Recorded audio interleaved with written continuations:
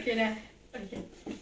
Assalamualaikum dan selamat pagi. Bertemu jua pada hari ini. Topik kita pada hari ini ialah susuk dan sihir. Tanpa melengahkan masa, saya ingin memperkenalkan diri saya sebagai moderator dan tiga orang ahli panel saya. Di sebelah kanan saya ahli panel 1 Nur Ashikin binti Haizat.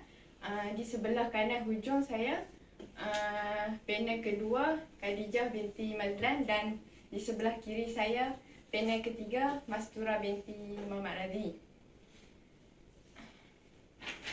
Sebelum saya pergi lebih jauh, soalan ini saya ajukan kepada panel 1. Apakah maksud sihir yang sering kita dengari pada masa kini? Okey, bismillahirrahmanirrahim. Assalamualaikum. Terima kasih kepada moderator kita pada hari ini serta ustaz yang dihormati. Di sini saya akan mengulas dengan lebih lanjut tentang maksud sihir. Maksud sihir menurut Ibnu Qudamah Al-Maqdisi, makna sihir sebagai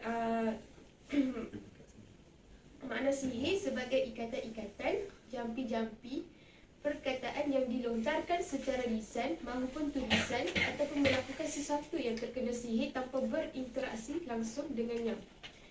Selain itu, satu perbuatan menyakiti atau mempengaruhi badan, hati, akal orang yang disihir secara tersembunyi yang melibatkan makhluk halus dan dilakukan di luar hukum alam bagi mencapai tujuan tertentu. Contohnya menyakiti seseorang, mengubati penyakit dan juga meramal masa hadapan. Istilah sihir dalam alam Melayu pada kebiasaannya merujuk ilmu hitam.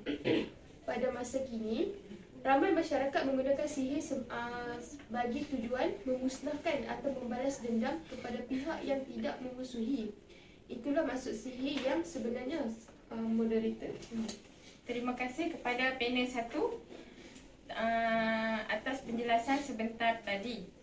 Panel 1 ada menyatakan bahawa sihir boleh menyakiti seseorang hingga mempengaruhi badan, hati, akal dan semuanya. Secara gaib, ilmu sihir adalah ilmu tentang persediaan jiwa manusia untuk mempengaruhi alam kebendaan, sama ada bantuan atau dengan bantuan dari langit. Maka soalan seterusnya kepada panel kedua. Bolehkah panel kedua menerangkan maksud susuk? Okey, terima kasih kepada saudari pengerusi, rakan panel Ustaz Syamil. Seperti mana yang kita ketahui, kita sekarang ni berada dalam era teknologi. So mustahillah kita tak tahu apa itu susuk. Betul tak? Susuk ni okey,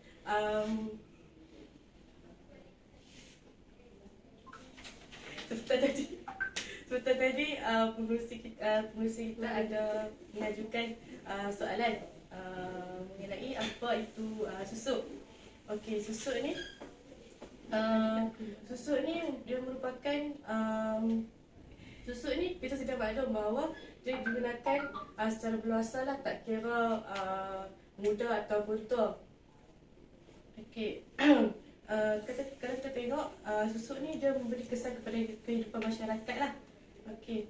Susuk dia merupakan sejenis amalan yang menggunakan bahan tertentu lah, macam emas, perak, logam dan kayu. Okey.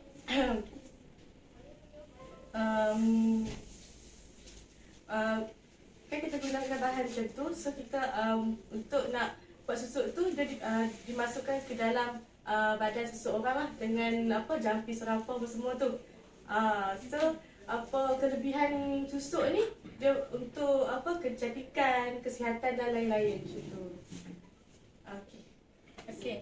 Terima kasih kepada panel kedua kita di atas penerangan sebentar tadi. Sekarang sudah terang lagi bersuluh bahawa susuk adalah sejenis alam sihir untuk mendapatkan suatu kelebihan seperti kecantikan dan lain-lain. Sebelum kita bercerita dengan lebih lanjut, apa kata kita memberi kesempatan kepada panel ketiga untuk menceritakan sedikit sebanyak apakah hukum menggunakan sihir dan susuk? Silakan panel 3. Terima kasih kepada moderator. Baiklah, seperti yang sedia maklum, hukum untuk sihir dan susuk adalah haram. Hukum sihir dan susuk adalah haram. Sebagaimana sabda Rasulullah, jauhi 7 dosa besar, iaitu termasuk sihir. Sihir dan susuk merupakan perbuatan yang meminta pertolongan jin bagi mendapatkan sesuatu. Secara lazimnya bertujuan untuk memudaratkan orang lain akibat perasaan dengki dengan si pelaku. Itulah hukum susuk dan sihir. Okey. Syabas kepada panel 3 kita tadi atas hujah yang diberikan. Terima kasih. Syabas kepada panel 3 kita tadi atas hujah yang diberikan. Saya sokong panel ketiga. Lebih baik jika kita menjauhi sihir dan susuk. Soalan saya kembali kepada panel 1. Apakah pantang larang orang menggunakan susuk? Okey, pantang larang memakai susuk adalah susuk yang dikatakan berkesan selalunya mempunyai pantang larang serta amalan tertentu yang perlu dilakukan. Sekiranya pantang larang tersebut dilanggar, kesan susuk akan berkurang dan menyebabkan kurang berkesan. Namun, kesan pelanggaran pantang larang bergantung pada jenis susuk serta faktor lain. Dikatakan apabila seseorang itu melanggar pantang larang susuk, dirinya yang dahulu cantik akan menjadi hodong berbanding kejadian asal. Terdapat juga maklumat yang menyatakan si pemakai akan menderita sakit berpanjangan serta diganggu oleh makhluk halus yang menjaga susuk. Kesan ini boleh diatasi dengan membaca amalan-amalan ayat-ayat suci Al-Quran dan zikir memuji keagungan Allah Subhanahu Wa Taala. Dua jenis pantang larang. Yang pertama, pantang larang dengan memakan pisang emas, labu air, jantung pisang, sate, tapai yang dibalut bidi dan lain-lain. Yang kedua, pantang larang adalah dari perbuatan larangan yang lalu di bawah tali jemuran, di bawah tangga, bersiul. Itulah pantang larang yang terdapat juga larangan berupa tegahan untuk melakukan solat berpuasa di bulan Ramadan. Okey, terima kasih di atas penerangan tentang pantang larang memakai susuk dari panel dari panel 1. Kita dapat lihat banyak orang memakai susuk untuk kepuasan diri. Selain itu, apakah pantang larang orang menggunakan sihir panel kedua? Okey, pewaris dan keturunan ataupun penerima amalan ni kita tak boleh melanggar pantang larang lah. Sebab bila kita melanggar pantang larang ni, mesti kesan buruk akan jadi pada diri ataupun pada pewaris lah. Okey, yang tahu pantang larangnya, yang pertama adalah tak boleh pakai kain melalui kepala. Yang kedua, tak boleh lalu di bawah penyedan lah, ataupun ampayan orang panggil. Yang ketiga, tidak boleh menziarahi jenazah. Yang keempat, kita tidak boleh makan benda-benda yang bernyawa. Dan yang terakhir, yang kelima, tidak boleh meninggalkan bacaan serampah atau jampi dan lain-lain lagi. Okey, terima kasih kepada panel kedua di atas penjelasan tersebut. Berdasarkan apa yang telah diterangkan oleh panel kedua, jelaslah mereka menganggap mereka lebih berkuasa daripada Allah dan menyuruh manusia lain meminta pertolongannya. Pertolongan kepada mereka sahaja. Perbuatan ini menyebabkan mereka syirik kepada Allah kerana meminta pertolongan kepada makhluk lain selain Allah, sedangkan syirik merupakan satu amalan yang dibenci oleh Allah. Okey. Seterusnya, apakah kesan mengamalkan sihir semasa masih hidup dan saat-saat kematian? Saya ajukan soalan ini kepada panel ketiga. Baiklah, banyak kesan mengamalkan ilmu sihir sihir semasa hidup dan saat-saat kematian. Antara kesan awal ilmu sihir semasa hidup adalah kehidupan sentiasa bermasalah. Berniaga tidak menjadi, buat kerja apa pun semua tak jadi. Lepas tu, selain itu, hilang anak dalam kandungan, hasil tumpangan jin semasa melakukan persetubuhan dan lain-lain. Kesan amal sihir pada saat-saat kematian adalah saat kematian orang yang bersahabat dengan jin biasanya amat menyulitkan kerana kesukaran untuk melepaskan diri daripada khadam jin.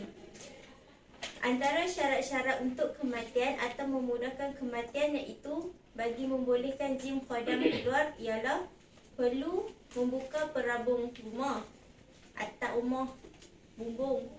Mesti mencukir lantai rumah, menyapu sedikit tanah ke atas muka pesakit, melantik pengganti, meletakkan si sakit di rumah kosong. Okey, terima kasih. Terima kasih panel ketiga di atas penerangan tersebut. Selain itu, apakah kesan pemakaian susuk panel 1? Okey, buat anda yang masih tekad nak pakai susuk ni tapi tidak tahu kesan pemakaian susuk, maka maka anda wajib hadap penerangan saya dengan teliti. Okey, antaranya adalah menghalang proses penilaian diri agar wajah tetap awet muda dan tidak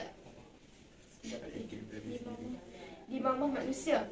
Yang kedua, meningkatkan daya tarikan, daya pengasih agar sentiasa disenangi oleh semua orang. Yang ketiga, mengubah aura wajah secara spontan sehingga baik lelaki maupun perempuan agar kelihatan cantik dan menawan. Okay. Terima kasih atas pendapat mengenai kesan pemakaian susuk panel 1. Saya ingin menambah sedikit sebanyak apa yang dikatakan oleh panel 1. Pemakaian susuk adalah bukan selamat sepenuhnya kepada si pemakai dan pelbagai kesan yang kebanyakan berbentuk negatif yang dihadapi. Pemakaian susuk diklasifikasikan sebagai perbuatan tradisional. Oleh itu, cara melakukan tidak dapat diubati dengan baik. Kesan kepada pemakaian bahagian yang disusuk perlu dijaga dengan rapi dan perlu mengikut pelbagai peraturan yang membawa kesyirikan kerana terlalu taksub. Sedangkan seterusnya saya ingin menanyakan kepada panel kedua, apakah jenis-jenis sihir? Okey, terima kasih pada rakan pengurusi. Seperti mana yang kita tahu, sihir ni dia ada macam-macam jenis lah. Antaranya yang selalu kita dengar adalah sihir pemisah suami isteri. Okey, yang kedua, sihir guna-guna lah, ataupun sihir percintaan orang panggil. Okey, yang ketiga, memperdaya pandangan ataupun nama lain dia hipnotis. Betul? Yang keempat, sihir membuat orang jadi gila. Kan pernah dengar benda tu? Okey, yang kelima, sihir membuat penyakit. Yang keenam, sihir menahan pernikahan dan juga sihir pendarahan. Okey, itu saja. Okey, terima kasih kepada panel kedua kita pada hari ini dan syabas atas penerangan soalan soalan yang diterangkan dengan baik. Seterusnya, saya ingin mengajukan soalan kepada panel ketiga. Apakah tanda-tanda sihir yang diterangkan daripada panel kedua setiap jenis sihir tersebut? Saya akan menerangkan tanda-tanda sihir setiap jenis sihir yang diberikan oleh panel 2. Yang pertama, tanda-tanda sihir pemisah suami isteri. Ia disebabkan oleh perubahan tiba-tiba dari cinta jadi benci, berlaku keraguan suami dan isteri, enggan meminta maaf dan lain-lain lagi. Sihir yang kedua ialah guna-guna. Sukar untuk mengawal cinta, rindu bayang berlebihan, gelora cinta berbuak-buak. Yang ketiga, memperdaya pandangan. Orang melihat benda diam seolah bergerak. Melihat benda kecil menjadi besar. Melihat sesuatu tidak sebagaimana seperti melihat tongkat dan tali menjadi ular yang bergerak ke arah Nabi Musa. Yang keempat, sihir membuat orang jadi gila. Jadi bingung gila, cakap merapu, mata layu, tidak mampu meneruskan pekerjaan. Yang kelima, sihir membuat penyakit. Selalu sakit pada salah satu anggota, saraf tersumbat, lumpuh menyeluruh. Yang keenam, sihir menahan pernikahan. Banyak berfikir, selalu gelisah waktu tidur, selalu rasa sakit di perut. Okay. Terima kasih panel 3 di atas penerangan tersebut. Seterusnya, saya ingin mengajukan soalan kepada panel 1. Orang yang terkena sihir biasanya tidak tahu dia terkena sihir. Boleh jelaskan? Okey, menurut kaedah rawatan dalam Islam, orang yang rapat dengan Allah Subhanahu Wa Taala dapat menghalang diri daripada gangguan syaitan. Bila kita lihat seseorang itu luar biasa keadaannya, kita suruh dia berdoa kepada Allah Subhanahu Wa Taala. Amalkan antaranya surah Al-Falaq dan An-Nas serta ayat kursi. Ini semua amalan kalau tidak kerana sihir pun dia mungkin dikuasai oleh syaitan. Dengan mengamalkan surah-surah itu, dia tetap mendapat pahala sama ada dia terkena sihir ataupun tidak. Quran bila dibaca mendapat pahala. Pahalanya ialah setiap huruf diberi 10 pahala. Okey. Yang kedua, menjampi air dan rebus menghantar kepada orang. Adakah itu sihir? Panel kedua. Okey. Terima kasih pengerusi saya akan mengerusi. Okey.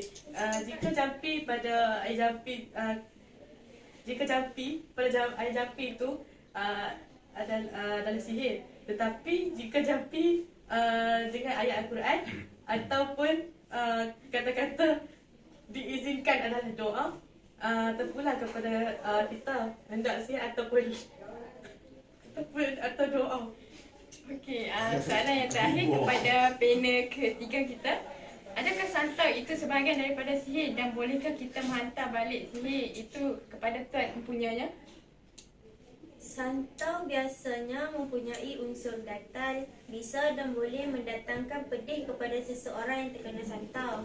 Jika santau diadunkan dengan mantera yang bersifat pemujaan kepada jin dan syaitan, memang tidak dinafikan ianya satu bentuk sihir. Boleh ke tak? Tidak boleh. Apa dia jawab? Okey, terima kasih. Sekian daripada kami semua.